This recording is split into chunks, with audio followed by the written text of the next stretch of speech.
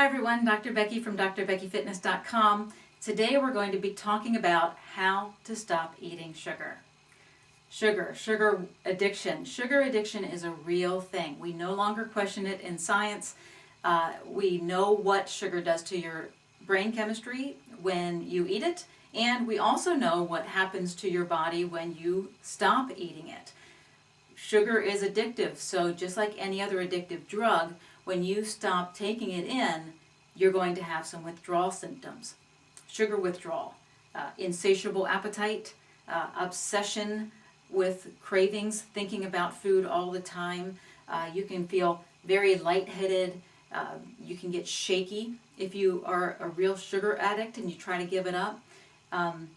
Lots and lots of fatigue, just a general ill feeling when you try to give up sugar, which is part of the reason why it's so hard to give up sugar. And what's one of the quickest ways to get rid of that terrible feeling when you are going through sugar withdrawal? Just the same as any other drug, you get more of your drug. You eat more sugar and miraculously you feel better. So it becomes this real big trap. The reason it feels better, by the way, is because when you're stop eating sugar, it gives your body an opportunity to clean out the toxins that developed from your sugar habit. When those toxins get released and they get into your bloodstream, that's what causes those withdrawal symptoms. When you then eat sugar, your body's now busy processing that new sugar, and it doesn't have time to clean out the toxins, and that's why you feel so bad. So we got to get out of that, kind of cut that clean from our sugar addiction. And that's what we're going to talk about here with these 7 tips. So, tip number 1 for how to stop eating sugar. Realize that sugar addiction is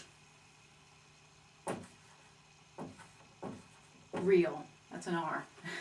Sugar addiction is real. Now, I don't want to get into any type of like a victim mentality and say, well, I'm just addicted to sugar and that's the end of that. But I think there is a lot of value in just understanding that sugar addiction is a real thing.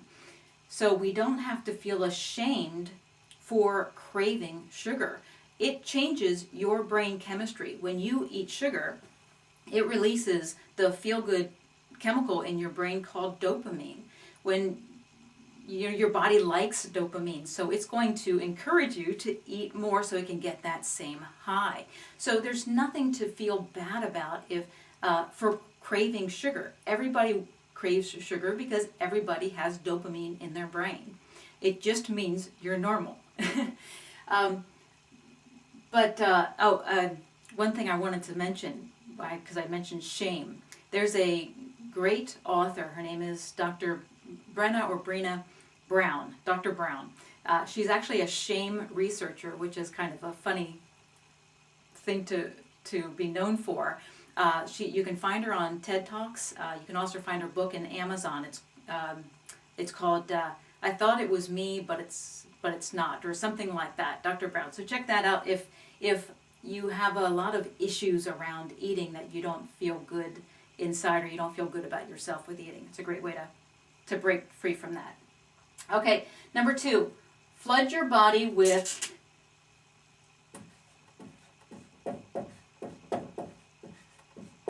nutrients. Flood your body with nutrients. Those toxins that get released when you stop eating sugar, one of the best ways to flush them out quickly is to eat high nutrient foods. So, if weight loss is your goal, go for the lowest calorie, highest nutrient foods on the planet, right? What are they? Vegetables.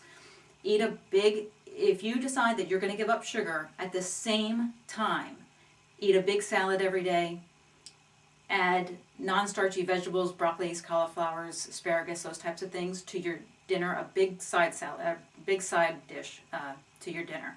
Eat that every day. Flood your body with those foods at the same time you're getting rid of sugar. It's going to really knock out those withdrawal symptoms quickly.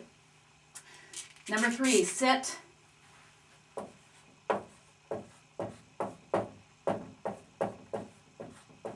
short-term goals.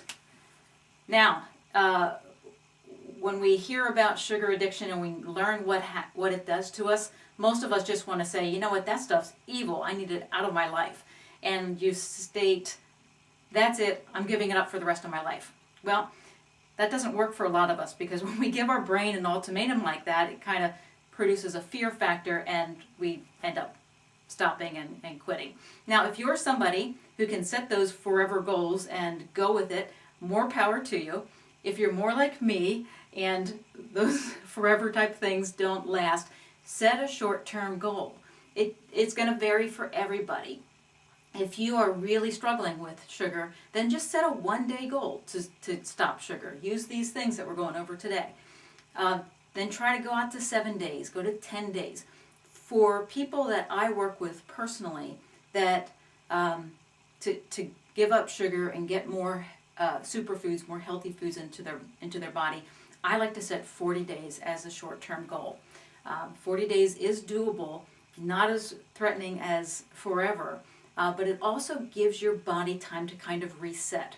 Get rid of a lot of that addictive part that sugar had for you, and kind of allows you to be a lot more indifferent to sugar. So 40 days is a great place to end up with a short-term goal.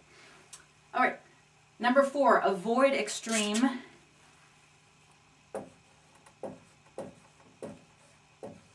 hunger. Avoid extreme hunger. You don't want to allow yourself to get too hungry. It's a big problem. A lot of us kind of fall into that trap when we go on a diet. We decide to just cut down completely on how much food we're taking in.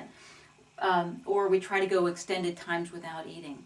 When you get too hungry, your body triggers hunger and cravings. It's that old caveman type of thing, right? It's trying to get you to eat because your body wants to survive. It knows it needs food to survive, so it's going to trigger hunger and cravings. And when you're too hungry, your body doesn't just want any type of food. It wants calories. It wants high-calorie foods because that's going to give it the most quick energy. Guess what's the highest calorie foods out there? Sugar-laden ones with sugar. So avoid extreme hunger. 5, cut your sweet tooth with mint. Mint, when you put that in your mouth, it changes the whole feeling of your mouth, will stop you from when you have that urge to continue eating. For those of you that just want that little something sweet after dinner, you struggle with that type of a feeling, and you don't want to eat sugar because that's going to lead to hundreds of extra calories, pop a mint in your mouth, something really strong like an Altoid or something like that. When we want to eat, there's a physical kind of belly feeling that we want to satisfy, but there's also a mouth feel that we want to satisfy. If you put a mint in your mouth, it completely changes the flavor and the feeling in your mouth, and it will cut that desire to eat something sweet right away. Number 6, use no exception. No exception rules instead of willpower. All right, so let's define the two. So a no exception rule is something that we just do. It's a part of our daily routine. We don't even have to think about it because it is just what we do. Most of us have a no exception rule, for instance, around brushing our teeth.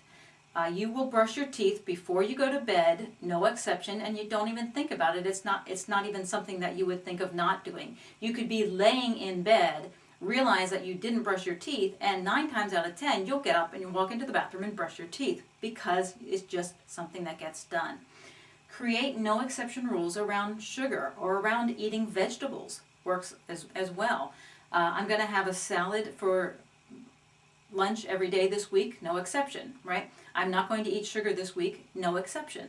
When you set a no exception rule, it makes you look for other alternatives. It is opposite from willpower. Willpower is a very fragile thing. Willpower is more like a punishment we put on ourselves. No exception rules are more like a duty that we uphold. Willpower, a fragile thing. It will be wiped out by stress. It'll be wiped out by low blood sugar.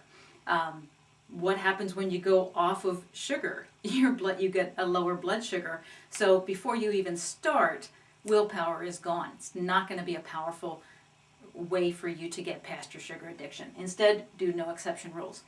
All right, and lastly, create a healthy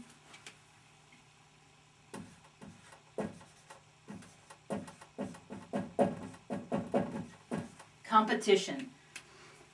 Create a healthy competition. A friend of mine and I used to have a nice little friendly competition where we would hunt for and find and cook healthy recipes. And it became this thing where we would try to kind of one-up each other, who can make the healthiest meal and who can, whose recipe turned out to taste the best. It was a nice, healthy competition. We'd share it with each other, so there was a lot of benefits, a lot of fun. It doesn't have to be food-centered type of a competition. If you like to walk, set a goal to that you will complete 30 miles in a 1 month period, and get a friend to do it with you, or just do it by yourself. There's nothing wrong with some healthy competition. It's great motivation. All right, so there you go. 7 tips that will help you to stop eating sugar. Sugar addiction, it's real. And it's a real problem for you if weight loss is your goal. If you need somewhere to get started, if you want to eat more vegetables and get rid of the sugar, I have a free video series over on my website, drbeckyfitness.com. You can go check that out. It will incorporate all 7 of these tips for you. It's 4 daily habits that when you follow them, they just give your body no choice but to lose weight. Go check that out, drbeckyfitness.com. And if you liked this video and you'd like more tips like this, please subscribe to my YouTube channel here, and we will see you next time. Thanks.